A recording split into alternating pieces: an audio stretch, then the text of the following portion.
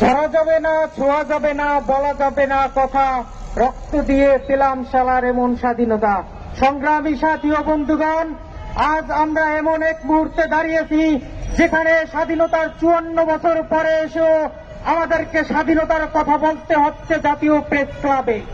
সংগ্রামী বন্ধুগণ, আজ 54 বছরের মাথায় সীমান্তে বিজিবির সোলজারের লাশ দেখতে হচ্ছে। ফেলানি হত্যার মতো কর্মকাণ্ড দিয়ে এরা কি বুঝিয়েছে? রক্তাক্ত সেই লাশ কাঁটাতারে ঝুলে থাকে ফেলানি হত্যার। যে জাতি পিলখানার 57 জন মেজর জেনারেলের লাশ বহন করতে দ্বিধাবোধ করে না, সে জাতি একজন সোলজারের লাশ আর ফেলানির রক্তাক্ত লাশ বহন করতে তাদের হৃদয় কাঁপে না।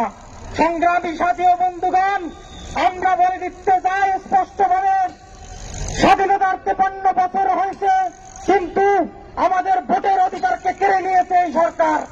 আমাদের বাপের অধিকারকে কেড়ে নিয়েছে, আমাদের বেঁচে থাকার অধিকারকে তারা কেড়ে নিয়েছে।